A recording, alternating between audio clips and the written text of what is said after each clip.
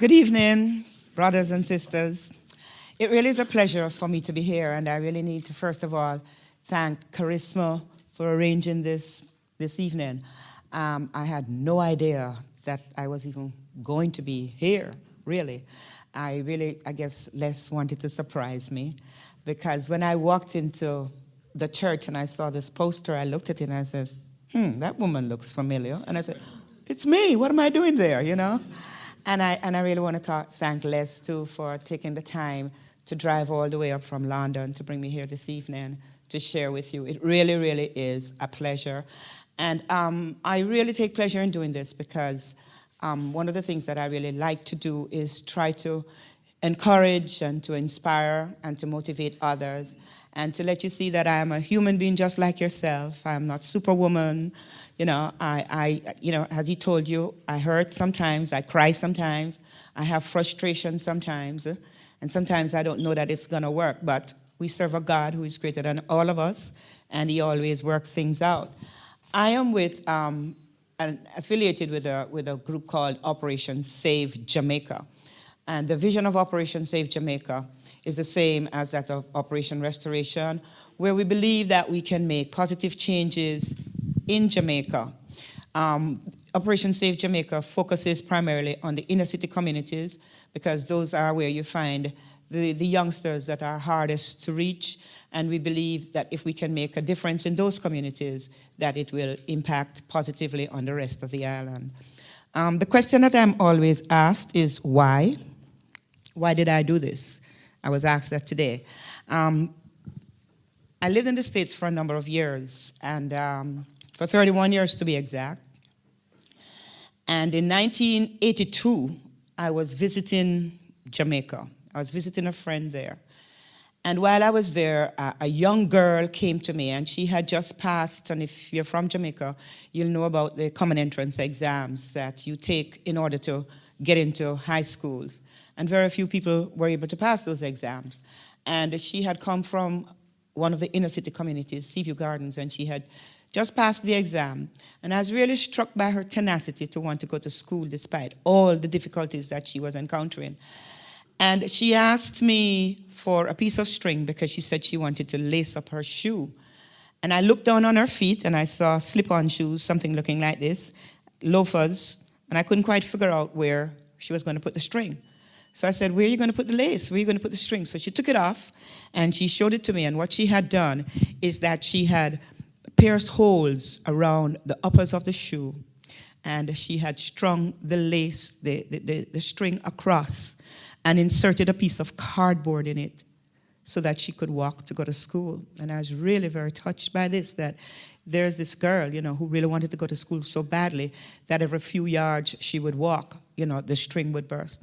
So going on a visit to Jamaica, you know, I decided that I needed comfortable walking shoes. And you know how the Lord works. It was the right color, the right size, and the right style. And I took it off and I gave it to her because I don't think I did anything that anybody else wouldn't have done under those circumstances. But what struck me the most is that I took the uppers of the old shoe that she was wearing and I threw it in the garbage. And I mean, she dove into the garbage and she fished it out. And I said, what are you doing with that? I just gave you a brand new pair of shoes. And she said, well, I'm taking this for my friend who lives next door because she doesn't have any at all. So I went back to the States and I related this story to friends of mine. And, you know, the next thing I know is that everybody was bringing me shoes and saying maybe, you know, they can wear these shoes in Jamaica. And they were bringing me dresses and all kinds of things. And then I started collecting barrel full of things without even asking. So I started sending them down to Jamaica. And for 10 years, I did that in the Seaview Gardens community. So I knew that I was being led to Jamaica to do something. But I couldn't leave because I have one child. And I had to stick it out with him in the States in order to see through his education. And in 1992, when he graduated from law school, I started thinking that, well, now I can go home. But the more I talked about it, is the more impossible it seemed and the more discouraging. Everybody said, you would be crazy to go back to that place because then everybody was leaving. So I just stayed there, but it was in my spirit. And I remember in 1994, I was visiting Jamaica because I had now met some people there that I had met in 1982. And Pastor Bobby Wilmot was one of those persons. And he was then pastoring a church in Trenchtown.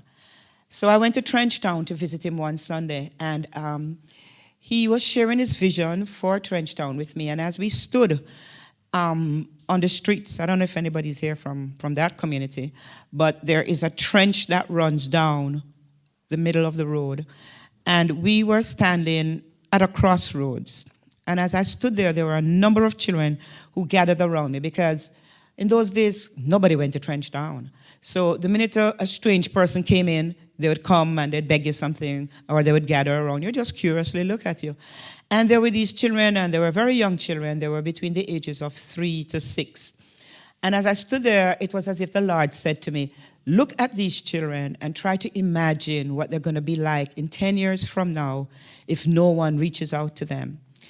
And the vision was very pathetic because, as I said, it was at a crossroads. And I stood there, it was as if I saw them coming from the north, the south, the east, the west, and they were all bearing down in huge crowds, and they had sticks and machetes and every conceivable thing that could be used as a weapon. They were very angry because by then they had grown up to teenagers, 13, 14, and 15, which is the age that we are faced with all the problems at this time. So I went back to West Palm Beach, and I thought about it. And I decided that I really wanted to do something about this. It was as if, are you going to do something about this? And I said, okay, I can try. Another thing that prompted me to go back to Jamaica is really the reason why I'm here at this particular time. I wasn't born in Jamaica. I went to Jamaica when I was 8 years old. And I went to Jamaica screaming and shouting and kicking and fighting because I did not want to go.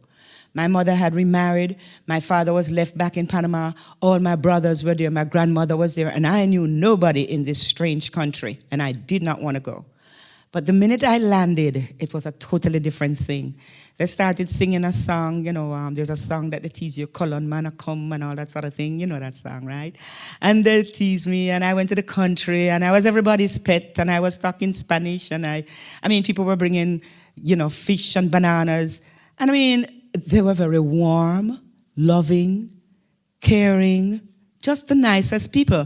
And I remember even my grand aunt that I had met then, she had all of these children, and I asked her, where you got all these children? And she said, they're not my children, but I grow them, because that's what Jamaica was all about in those days. Remember that, right? This one would say, this is this one's child, and they didn't treat anybody any differently. And they were really loving people. And Jamaica was known the world over for its hospitality. And then it started to change, right? For our hostility. And that's painful. Doesn't it really hurt? It really, really hurts when you see the headlines, Yardie and Posse and all that. And I really was upset about this. And I decided that I'm going to try and do something. So I formed the organization called Operation Restoration. And as you know, restore means to bring back to something that you had before. We had love, we had joy, we had peace. And I thought that if I could just try to bring back some of the love by giving it or smiling with somebody, because if you give a smile, you get back one. And usually if you love someone, you really get back some love. So I thought about the love that I had gotten in Jamaica when I was there as a little girl, and I decided maybe I can try doing this. So I went back to Jamaica, and I started an after-school program. I started by walking the streets in an area called Jungle, otherwise known as Arnett Gardens. Yes, that's the name. And I walked through the streets of Jungle all the way down to Rima, and wherever I'd see children on the streets, I would stop. Little children, because that was the vision at the time. Remember, I'd seen the little children, and I thought I needed to reach out to them. And wherever I saw children, I would go up to anybody that was around. If it was an adult, I didn't know if it was a parent or a guardian. A lot of times I was told it was a guardian. And I would invite them to come to the school that we were about to start within the next 2 weeks. Free, no uniforms, just come. Didn't know how it was going to work, but They had to come off of the streets. These children were just not going to school at all. And they were obviously hungry. And some of them needed clothing. So I started walking the streets. And I remember one day, about 2 weeks after I was walking on a back street. And while I was walking down the street, there was a huge crowd. And there was all this jeering and carrying on. And I realized that it was a fight. And one of the worst things you can do to a young man or anybody in Jamaica is to diss their mother. Tell them about the mother, no matter how bad the mother is. Don't tell them about the mother, right? And this guy had a machete in his hand, and he was going after, and the crowd was cheering him on. And you know, the strange thing in Jamaica is, in those communities, is when you have a fight, you know, nobody tells you to stop. I remember the other day there was a fight outside the window, and I only heard somebody say, "Go, Cindy. Yes, punch the girl, man. Cindy win round one. Put down the bottle." And yes, Cindy. And that's how they carry on. Nobody is saying to stop. And this is what was going on. Man, this your mother not take it, man. Lick down the boat, chop the man and then what, not. And then I heard, "You're going to stop the fight." And I said, "Me going to stop the fight?" Yeah. And the voice said, "Because I have not given you a spirit of fear, but of love, power, and a sound mind." And when I heard the word power, I said, "God, I got the power now." And I grabbed the man's hand with the cutlass and said, "In the name of Jesus, you're going to kill the man?" And everybody froze, including me. I mean, where did that come from? And it ended, you know, it really did. And the following morning, I was walking on the main street, and there were some guys sitting on their tree, and one of them called to me and he said, "Hey, miss, you don't remember me?" And I said, "No." He said, "Me the youth where you stopped from chop up the boy yesterday, you know, because I was going to chop him up, I was going to kill him. But," and this is it, "but it's people like, oh no, must come down here and talk to we, the youth. Because nobody don't care about us. They don't care whether we kill with one another. But when you come and when you talk to us yesterday, it really reached me." And I took that as a mandate from God. You know, I took that and said, that's something that I needed to do. We needed to go out there and talk to them. And even the toughest guy will listen to you. They'll hear you when you talk to them. And so I started the school. It started with a bang, literally a bang. As a matter of fact, it was an old abandoned building, and it was being used as a community toilet. It really was in a bad shape. And I went in there, and by now I had sold everything, and I went to Jamaica with $700. That's all I had. And this building was there, and it was being used as this community toilet, and we decided that we were going to paint it, put in some grills, which is where the basic school is, and start a school in there. And I remember I was painting one day, and I was just going like this, and as soon as my hand came, somebody just grabbed the paintbrush out of my hand without asking a word, and he just continued painting. So the welcome was there. Again, after that incident with the guys with the machete, I said to the Lord, "Lord, you know, you're going to have to protect me because I don't know how I'm going to manage all of this." And I said, "Lord, you said that you would give your angels charge over me. Well, I want Michael. I want the archangel Michael." And somebody came to me while I was painting that day and said, "We need to take you down to the bottom and introduce you to one of the dons because you got to meet the dons." So I went down there, and I met this guy, and he looked at me, and he said, "I hear what you're doing up there, you know. I like what you're here. Go on. Nobody can touch you, because me name Michael." I said, "God, you got a sense of humor, don't you?" So I met Michael, you know, and not that he protected me, but it was like God's way of assuring me that he really, indeed, had answered my prayer. So I started the school, and as I said, we started with a bang. The day we started that day, a war broke out between Rima and Tivoli. Two warring communities, bitter enemies. And that war lasted 4 years. As a result of the war breaking out that particular day, I really don't know what it was. It was 1994. I don't know the reason. People were dying. People were being killed. Every morning you'd go in, you hear 7 men dead last night and all that sort of thing. And as a result of the war breaking out, children could not cross the imaginary borders to go to school in Denham Town or Tivoli from Rima. So they flooded into the center. So, I mean, we started off with this big rush of kids to the extent where we had to start a school in the day for the younger ones and in the afternoon. So both schools were operating simultaneously. In the morning, we had the day school, the basic school, and in the afternoon, we had the other ones. And we would hear stories because that's when I started hearing the stories. Children would come in and cry. I remember my car hadn't yet arrived in Jamaica, and I had to walk down to Spanish Town Road to take the bus. And what the children would do, they would walk with me and they'd form a big ring around me because they said there's a law down there, you know. They don't kill women and they don't kill children. Very seldom. Well, it's now beginning to happen. I take that back. But at that time, they wouldn't. So if the children walked with me, they felt they would be protecting me. And while I waited on the street that day, there was a foul smell coming from Maypen Cemetery, which is right across the street. And there was this little 8-year-old girl, and she just got into a tantrum, and she started to scream, and she started to yell. And she said, I over there, them throw my father, when them kill him, I'm going to get a gun, I'm going to kill back the man who killed my father when me did in my mother belly. And I said, this is what explains this little girl's anger. Because even in the womb, can you imagine this? This girl, if you had that seat and she wanted to sit, you know, she just come and push you off. I mean, I was always putting her, and she was bright. I was putting her outside the class, and she'd stay out by the grills and she'd answer all the questions. But then I started understanding the reason for their pain.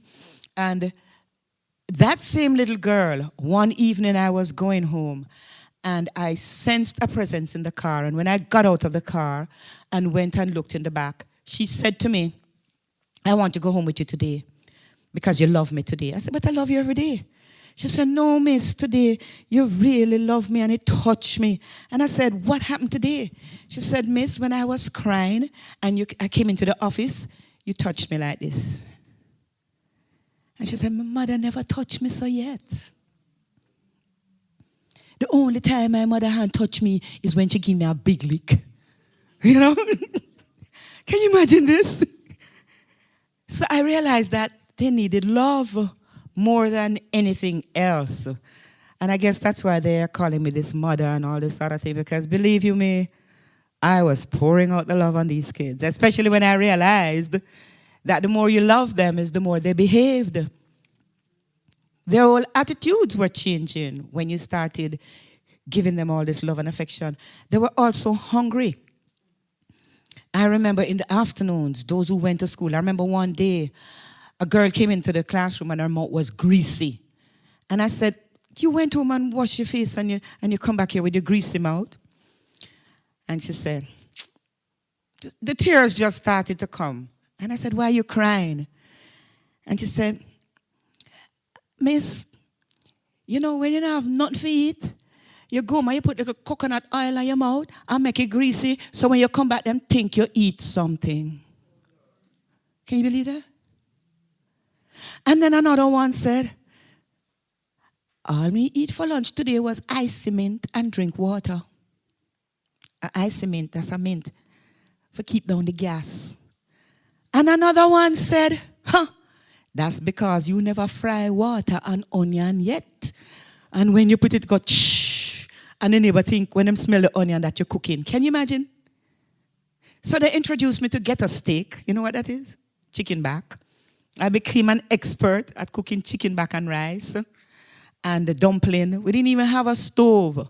But they would help, you know, the catch up fire outside and boil dumpling because they had nothing to eat. Many of them. And I was really struck by the fact that they wanted to go to school so badly, you know, that they would go through all of this camouflage and pretense that they were going to school. We didn't have anything. When we started, despise not the day of small beginnings. Please, do not allow that to deter you. Don't say you can't do it because you don't have anything to start. I had $700, and by the time I started buying the food and doing everything else, that went real fast. We didn't have any chairs. I went out and bought building blocks for like $20, you know those blocks, and clipboards. Everybody that was coming to Jamaica, I'd asked them to bring a clipboard because that was the desk. But soon after that, somebody saw what we were doing. Somebody came to visit, and they helped us to buy desks and chairs. Later on, the British High Commission, thank God for them, came in, and they heard what we were doing, and they built up an entire building block of classrooms for us. So the help came without even going out there and asking for it. People just started seeing things and believing in it. We have 3 programs at this time. We have an after-school program still, which is very vibrant. We have a day school, and we reach out into the wider community. The remedial program, the day school, is essentially remedial. That evolved out of the after-school program after I realized that there was such a high percentage of illiteracy in the community, and which was one of the main reasons for a lot of fights down there. The biggest fight I've ever seen between 2 girls down there is because both of them went to a factory to fill out an application for a job, and one dared to come back and tell the girl that the girl could not read and write. And this is true. You're not going to believe this because I have deliberately put this question on our application forms to see the response that we get. You see, anytime you write sex on it, you'd be surprised to hear the answers. You don't get male and female, believe you me. But what kind of question this Miss Lorna put on the paper, do you? I wish I ask people. One mother said, no make she fool you. Shall I do it, yeah? I mean, I'm serious. Honestly. So we realized, that these children needed help real badly. And we started the day school. Really didn't start it. It just started itself. Because what happened is that there were these footballers, and they were really good. And they wanted to go abroad, but they could not write their names. So I asked 4 of them came, and I asked one of them what was his name, and I heard him saying something, and I heard a distinct N at the beginning. And I said, spell it. And he said, Bolas. I said, but that's Bolas. And I'm hearing Ni. Show me your birth certificate. The boy's name was Nicholas. So I said to him, do you know your alphabet? Yes, miss. Say it. A, B, C, D, K, R, P, W, R, A. Huh? And that went on with the 4 of them.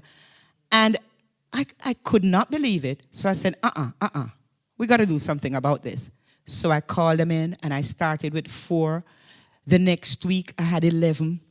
And now we have 104 students in the school. And the only reason that we don't have more is that we just don't have the space for it. They learned. They were very, very eager to come to school. I've never seen children so eager to learn. The success rate of the school is just phenomenal. Like, I just cannot believe that has really been happening. Essentially, the good thing about it, the interesting thing about it is that we have far more boys than girls. We are really getting the boys off the streets. You have a ratio of 5 to 1. There's a classroom that we have 19 boys and 1 girl. A lot of people think it's a boys' school because the number of boys far exceed the girls. And they were on the streets doing absolutely nothing. Many of them were kicked from other schools. Many of them could not afford to go to schools because there is a school fee that is charged. I forget what it is. The government subsidizes it, and they have to pay a portion of it. And on any given day, they tell you they don't have any lunch money, they don't have any bus fare, all kinds of reasons why they don't go to school. And especially during the times of wars, if they're coming out, they can't come out of the community to go to the other schools. So we have the school there. It's the ages of the children are between 10 and 18, 19. There's no age limit really, but automatically they don't really want to come to school after they've reached a certain age because it's by levels. You see, level 1, 2, 3, as opposed according to their ability, as opposed to their ages. So in any one grade, you may find a 10 and an 18-year-old, and that's not too good. We are hoping that we can change that later on when we get some more space, but for now, that's the way it is. we teach them a little craft, some skills, because not all of them are gifted academically. All so far have mastered literacy in varying degrees. Most of them have learned the alphabet. All of them can now spell their names. They know where they live. They know what the mother's name is. As a matter of fact, they didn't even know that. What is your mother's name? Gracie. And that's another thing that I observed down there. Because it's such a very young community. You have parents, children having children. I guess if we have the same thing here, 14, 13. So you'll send for a parent, and then you'll say, I didn't send for your big sister. It's my mother. And then at first I didn't realize it was the mother because they don't call their mothers mom, mommy, or anything like that. Everybody's mother is Norma, Jeannie, whatever, because the mothers don't want anybody to know, I guess, that it's their children. The same girl that I told you about, Chin, the one that was so angry and the one that wanted to come home with me, we had a meeting one day and we were talking about the same thing, and she said, my mother don't deserve no mommy title. You give that to somebody that you love. And I can understand why. Because one day she was in the classroom and I saw a man passing, real mean man, and I said, you better duck, because your stepfather passing. And she looked out and she said, him was my stepfather last week. I have another stepfather this week. It's not him no longer. So you understand what I'm talking about? He was her stepfather last week. And every other month, I guess, it's a new stepfather. And you hear them talking about this. It really hurts them. They'll tell you, I have 8 sisters and we all have 8 different fathers. Because, they go from one person to the other person expecting that they're going to get help, and it doesn't really happen that way. Another thing that we do is try to expose the children, take them out of the community for the most part. I have a little Nissan. It was a, what was it then? Something, I don't remember. But anyway, it was a hatchback car. And it's the same thing, the same sort of car now. And, today we were driving along, and I told you I wanted one of those. You don't know why. I've been driving, I've stuffed. I call it stuffing. 13 children in there beside myself, They sit in the back of the car with the trunk open. I remember one day I was driving down the road, and a lot of them were in the front and the back, and the policeman, man, he saw me, and he was just laughing and waving me down. I mean, I could hear him saying, I got a big one now. And then I looked at the children and I said, look at Jesus in action. So I looked at the man, I looked him out, and I gave him my biggest smile. And I said, officer, if you had these children coming from Trenchtown and they never come out to the community yet, and you're just taking them to Hope Gardens, would I run a little risk too? See me here? He just fanned me off, We took them to Red Hills. And one girl came out of the car, and I didn't know what she said. But I only heard the other one say, you ever hear car drive go foreign yet? When I'm still there, Jamaica, the girl thought that she was in a foreign country. Can you believe this? This is Jamaica as the crow flies 10 minutes away. But another one came out and she said, I didn't know Jamaica looked like this. I want to live up here. You know what? I go and go back and I go and work hard. I go and study. Because I know if I study hard and I pass my exam, I can work and I can live up here. That girl is now a teacher in my school, and she will be attending Teachers College in September. Can you believe that? Mm-hmm. You take them home. I take them home with me all the time. And we went out one day, and somebody invited them out. And we were at a restaurant, and one of the key teachers kept nudging me. And I said, what's going on? She said, me can use knife and fork now. I mean, even the teachers. Another one, I can use telephone. I mean, they didn't even know some of those things. Well, now that we have the cellular phones down there, because when I went there, until maybe 1998, nobody had phones in Trenchtown. I don't think they'd even seen one of them. We also go out into the community, into the wider community. And as Les was telling you, we rap with the guys on the streets out there. We try to listen to what their problems are, their concerns are, and we try to help them to the extent that we can.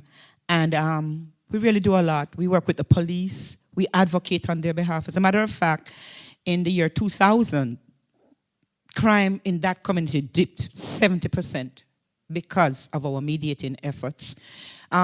It works.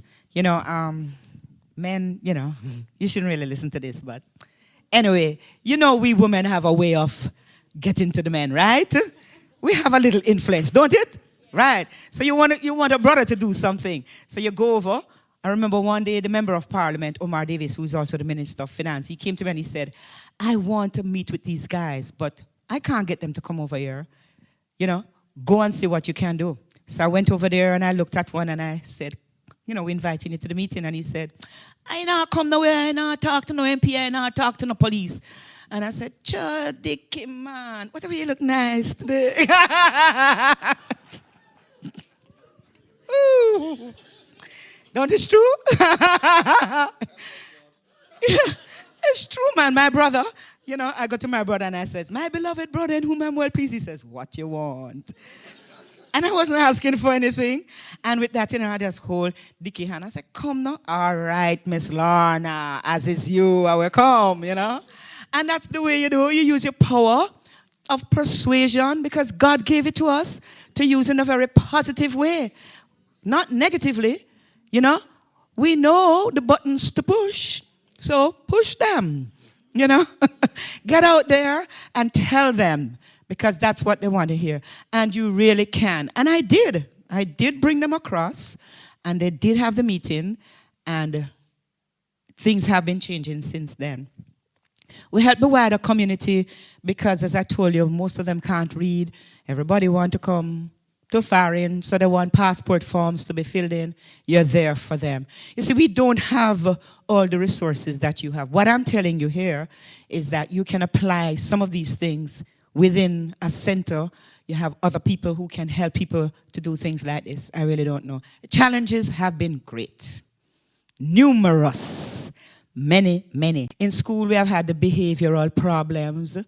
When you have a mother who has 5 children, she doesn't have any money, and a child comes to her in the morning.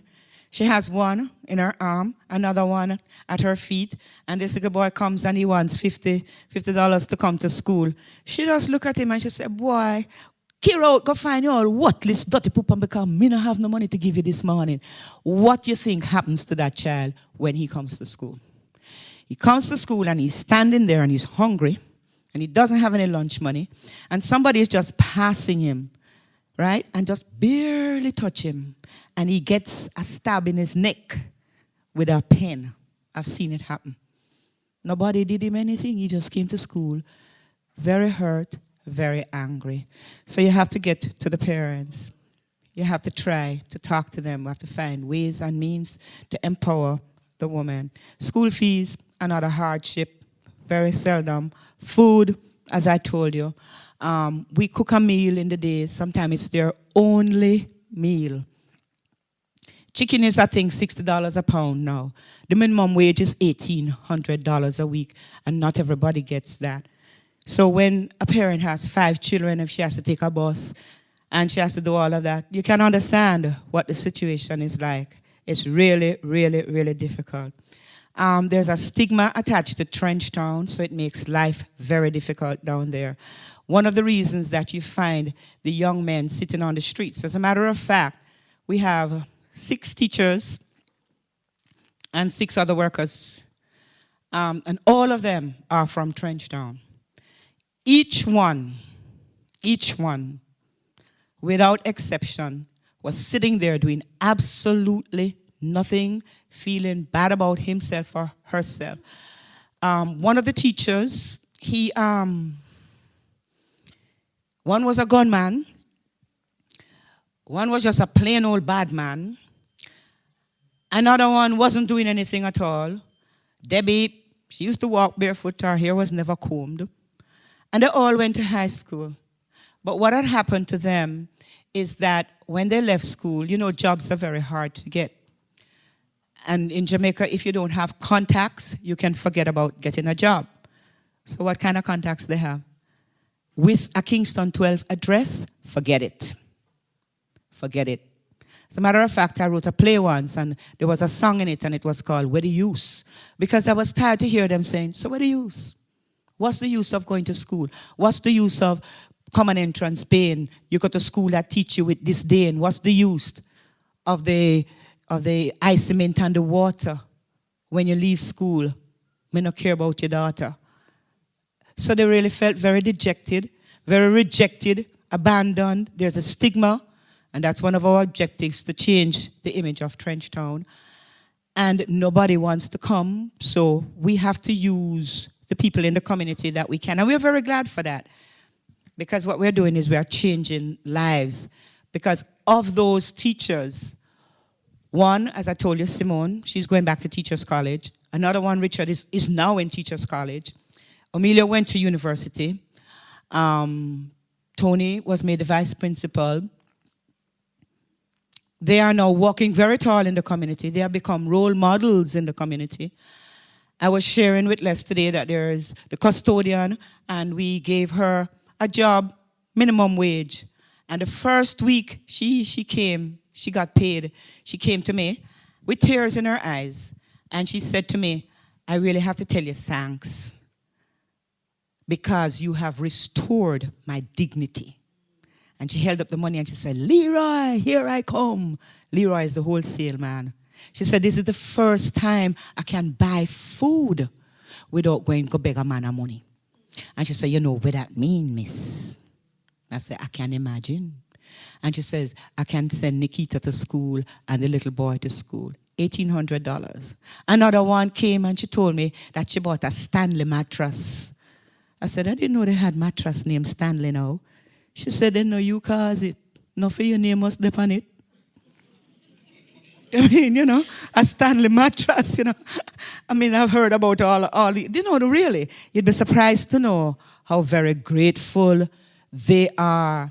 And when they see the children, I remember there was a girl who used to come to school, and she wouldn't do homework at all. She just would not do her homework. And she'd get a detention every single day. And I sat down one day and I insisted, you have got to tell me why you don't do the homework. And she started to cry and she said she's not going to tell me. But I stay for detention every evening, miss. What you bother me for? I said, that's not the point. I don't want you to stay for detention. I want you to do your homework. And then she broke down. And apparently she was about 14 at the time, and she has an 8-year-old brother.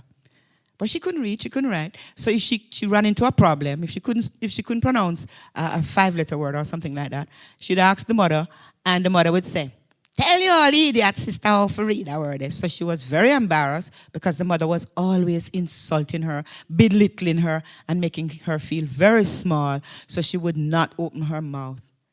That girl, when school closed last year, because we have we don't call it a graduation, really. We call it a recognition ceremony where we recognize them for significant achievement. She was the valedictorian. She read the speech. The mother ran outside and hold her belly and bawl. I said, Nikita, that?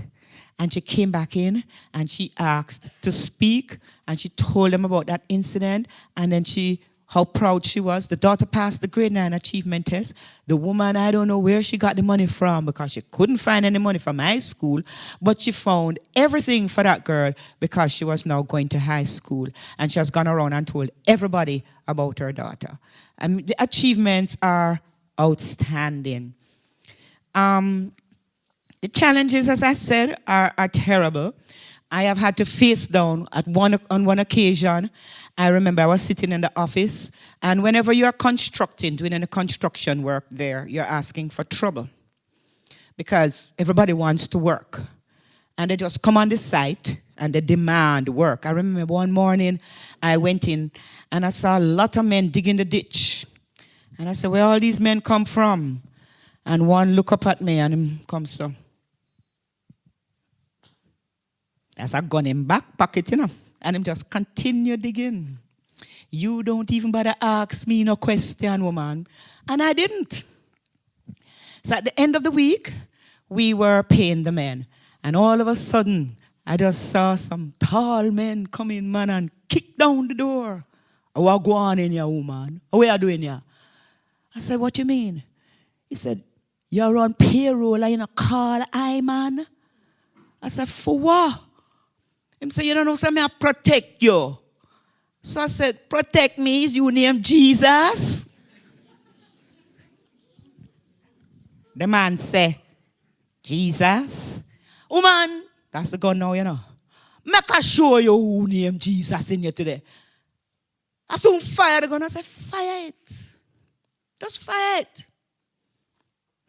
You're an idiot, yeah, man. In the meantime, you know, another man was there because it was from the British High Commission office. And the man run gone in the car and called me on the cellular and say, you're still down there. You know?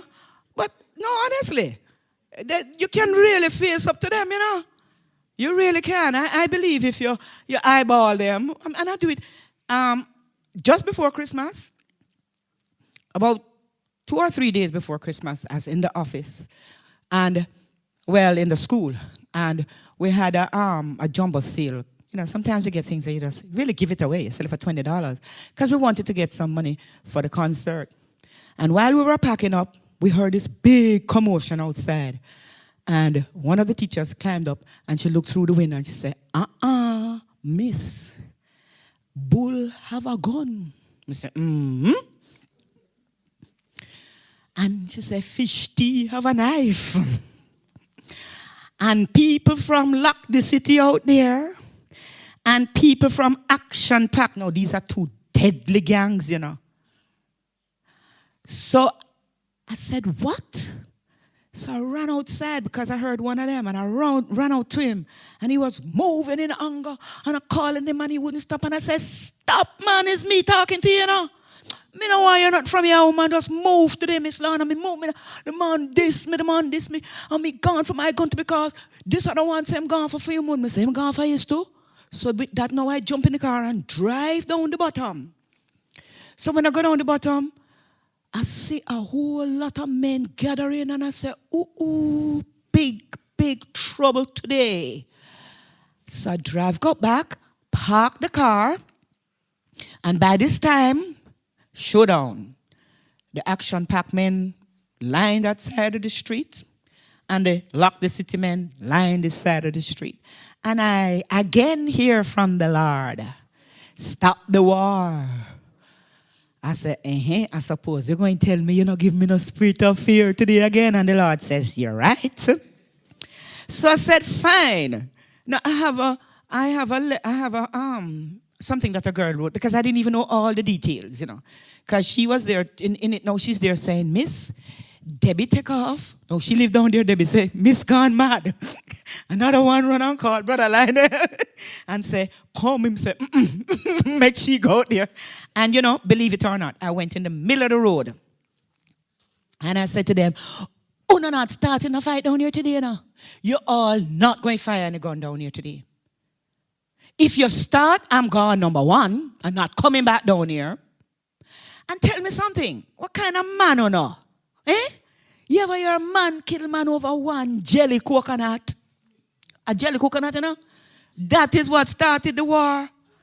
And the next thing you just sing, all right, Miss Lorna, it's all right. And some just peel off that side, and some peel off that side. And the Monday, the day of the concert, I'm walking over to the other building, and one of them came, the leader of the gang came to me, and he said to me, we come to apologize to you, know. I said, apologize to me for what? Because we diss you. Another one say, yes, you mustn't dismiss, you know, you can't dismiss. That's what they say. Them call me miss, so you dismiss. I said, you didn't diss me. He said, we shouldn't talk to you them way there. But he said, you know, it really reach you when you stand up out here. Because I stood up there for a good 10 minutes, you know. Because one of the things that I said to them while I was standing there, I said, you all going to have to shoot me today because I am not moving. The man said, it really reach you, you know, when you say, shoot me. And when you reason with us and you ask us if we're really going to kill each other for a jelly coconut. Penny means to penetrate. and he apologized. And last week, the other one came. It took him a longer time because I guess he just simmered down, you know. Come say, me did really vex, you know. Me did go chop him, me go kill him, you know. Blood did go flow, and I knew that that was going to happen. So you can, I call that a tremendous achievement because since then, we have been working with those guys. We have been keeping the peace. You know, if I'm driving out in the evenings and I look at them and I say, well, go on. It's all right, miss. Nobody worry about anything. Everything crisp. Everything cool. You know, men have come to me and said to me, we bury the thing, you know. Bury it. One of the teachers that I told you was a gunman, he was a Don. He used to be a Don, the leader of the fatherless crew. And he came to me one day and challenged me and told me that he's a math brain because he had gone to KC, one of them schools. And he really was a math brain. And he said, I want to come and teach here because I like to teach. But you wouldn't make all me come in your classroom and teach. I said, try me now. I said, true? I said, yeah. He said, when I can start? I said, anytime. And the next day he came with a gang and all of them sit down.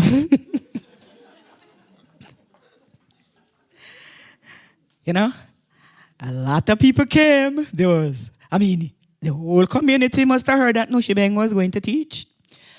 And he came in, you know, and he started and he looked at one day and he said, sit down, good girl. Me don't want to see nothing in there. Sit down, lock your foot. I pencil that. You late. And everybody dropped. And 3 weeks later, he wrote me a letter, unsolicited, thanking me and telling me that he had regained his self-respect, his self-esteem. He felt good in the classroom, and it was because of that why he was thinking seriously of turning his life around. About 6 weeks later, an evangelist who comes into the area was able to lead him to the Lord. He's now baptized, he's teaching at the school, and he's the dean of discipline. Yes. That's what he calls himself. It's a lot, you know. The achievements have been great. Despite the challenges, the achievements, the rewards are just there. You know, last year we had 9 out of 10 children passing the grade 9 achievement test. You know, they started a song, 9 out of 10, this is in the community. Miss Lorna, honor, enough respect, you make me feel good. Me didn't know the boy they couldn't even read, you know. All the boys, they pass exam and they go school, they're really feeling good about themselves.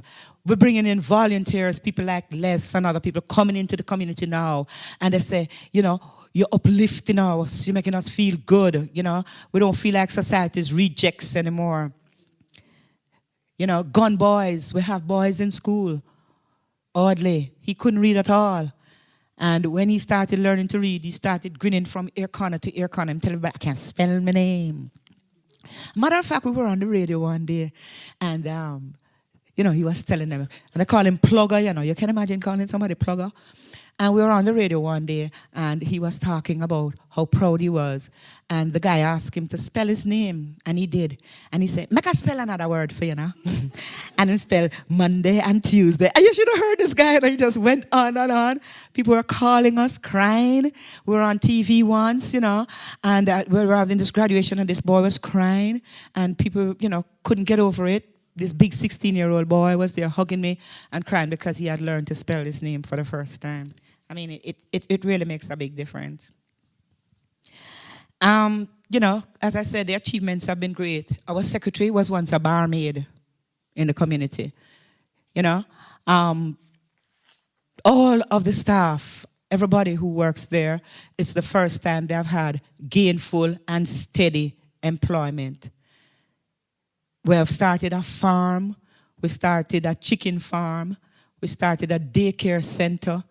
We gave another man, he was hostile and mean. And he came to me one day.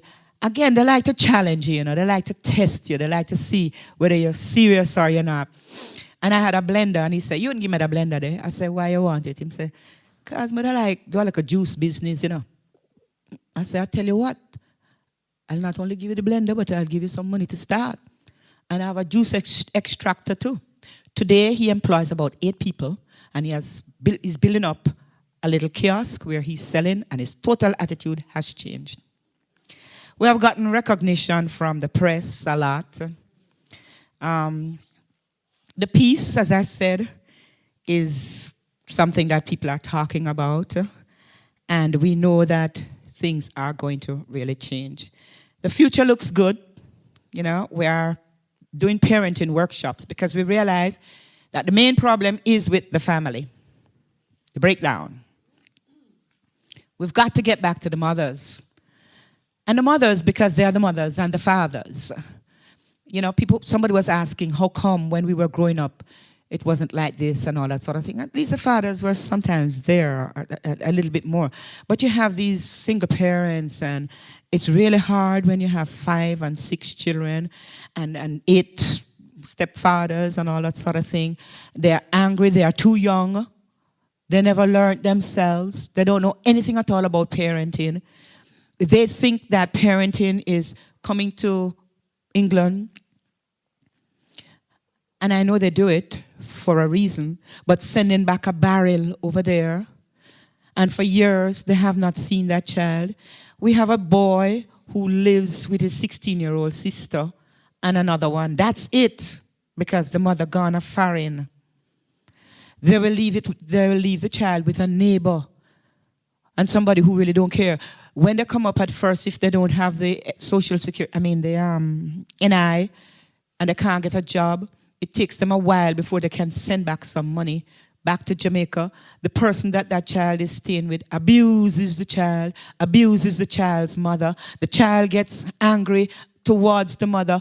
If the child comes to be reunited with the parent here, it's a whole lot of difference, just a whole lot. That's one thing, and I can understand that.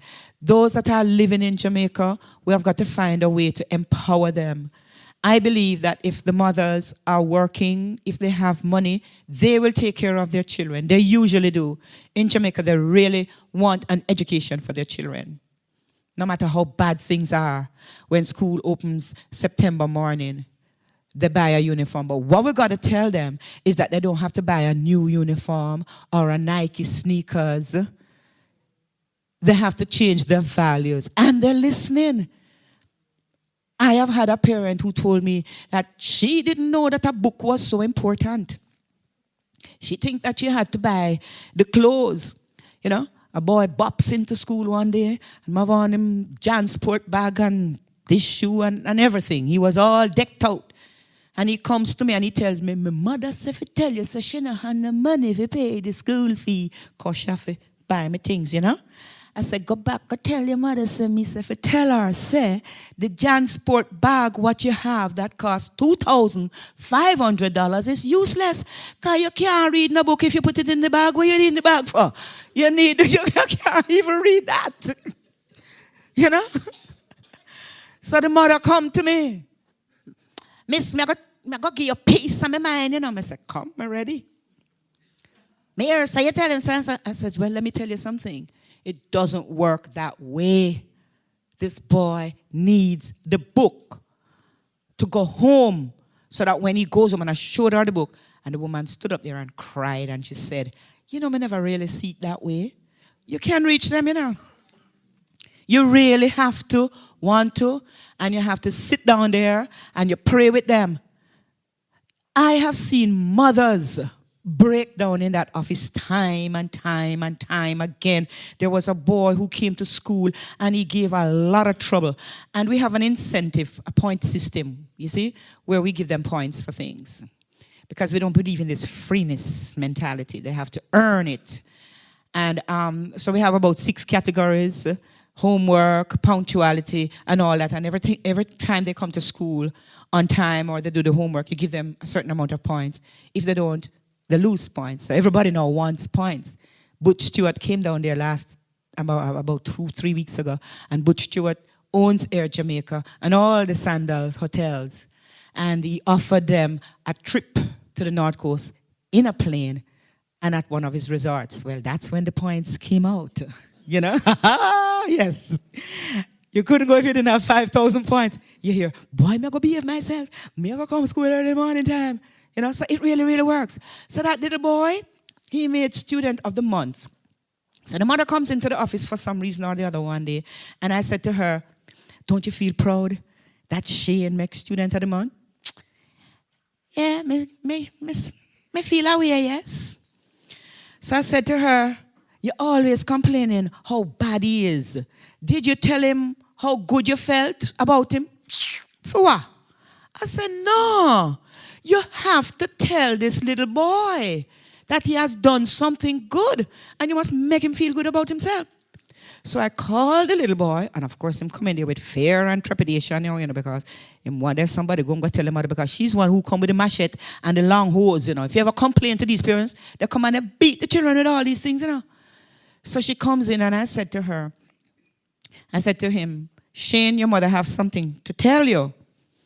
She said, hey? I said, yeah. And she got up. I said, tell him, man. Tell him how you feel. And she got up and she got to him and she said,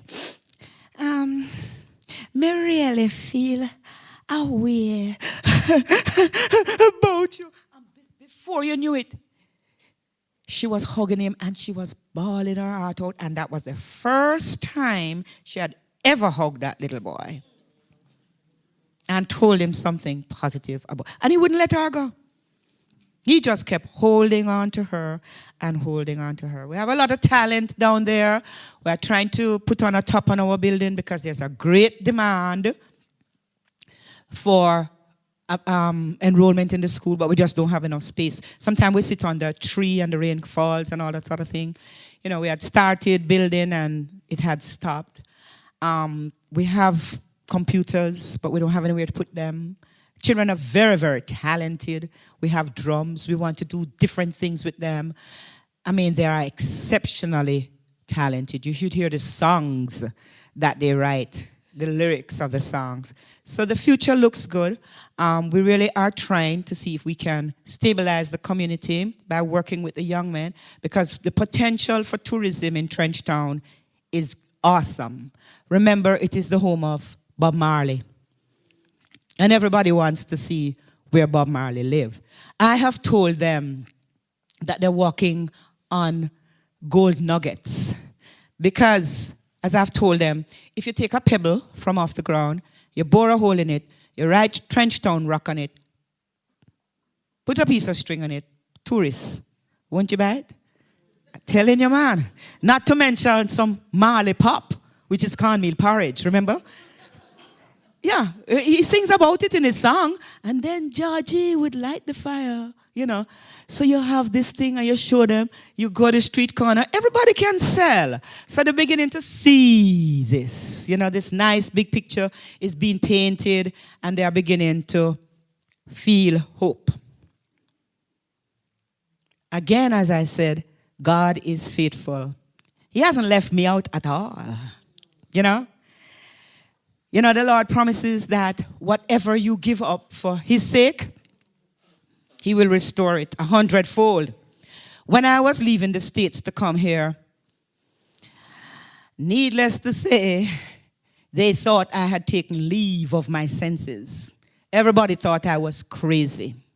My family is very small, you know, they could fit on maybe these 2 rows. And they mean everything to me. I have 1 son, 3 brothers, 4 nieces, and I'm the only girl, you know, among my brothers, so I was always the pet. And their hearts were really broken. I left a career, I had my own business, I was in public relations, as an aide to a congressman, as a journalist, a reporter for one of the most prestigious papers, the Palm Beach Post. And at the time that I decided to come here, my son had just gone off to practice law.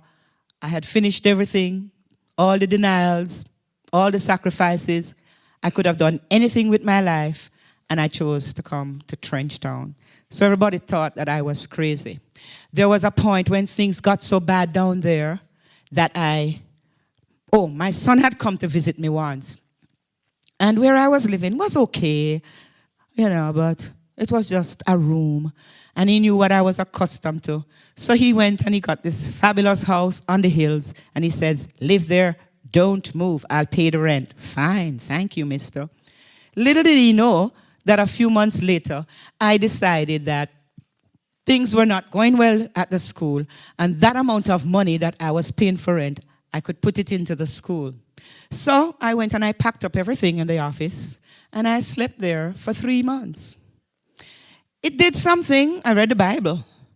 And I don't think I will ask the Lord again to give me a clear answer. Because that answer was clear in Corinthians. The translation said, I'm not telling you to do it. But the work that you started a year ago, complete it. So, and I had started it a year ago. At whatever cost. And, you know, they were suspicious of me at first because the people in Trenchtown, they felt I had some kind of an hidden agenda. Some of them accused me of thieving all the money that I get when I go to foreign. Don't ask me which money. I mean, I would ask them, so why would I want to dodge gunshot to thief your little money? They don't reason very well, you know. Their reasoning is very poor. A story, a few months ago, they had a group of craftsmen, and they went to Italy because they were promoting the craft down there for the Bob Marley. Because they have a culture yard. It's being developed, the whole thing. And they went to Italy. And this guy comes back and he tells them, man, things went well. You know, everybody like what we brought. Sell the culture yard big time. Everybody buy it, man. Things went well. About 2 days later, the man and his girlfriend came to me and said, Miss Lorna, we have to leave. And, you know, his head was busted. I said, what happened to you?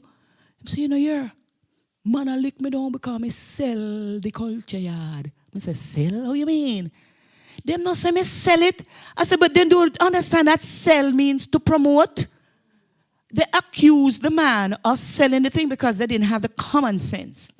Prince Charles came there.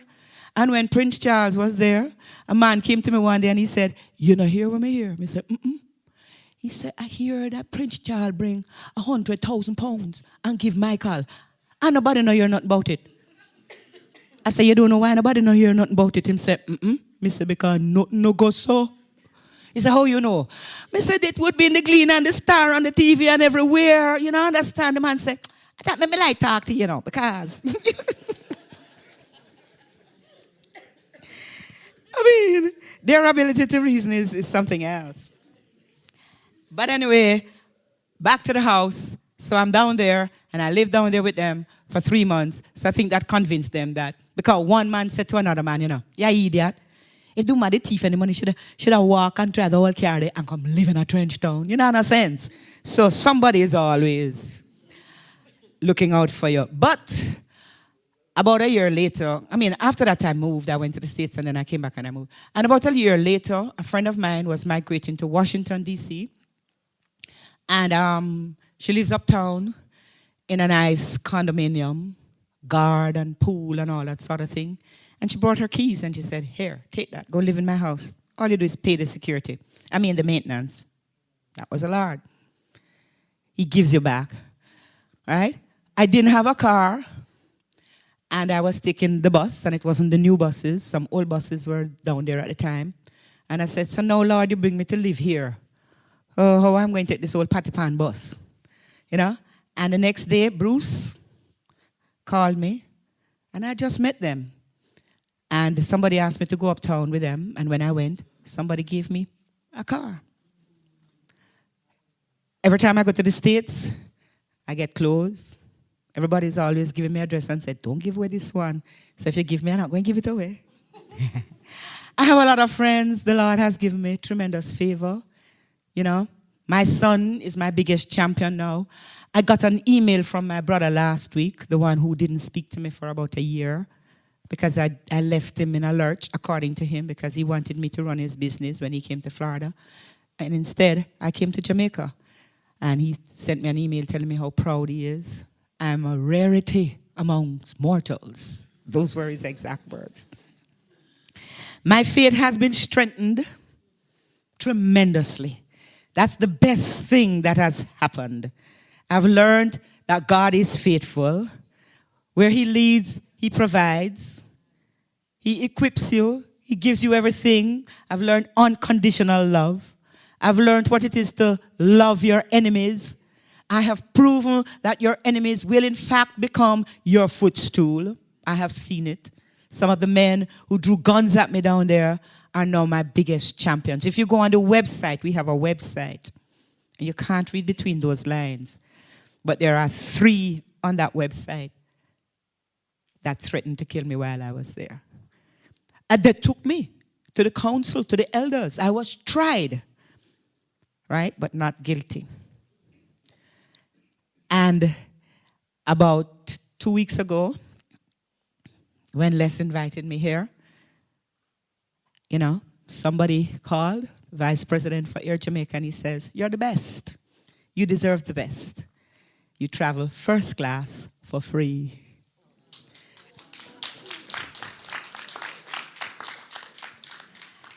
Our vision is to change our community, to impact the nation and the world, and that is becoming a reality. Thank you. God bless you.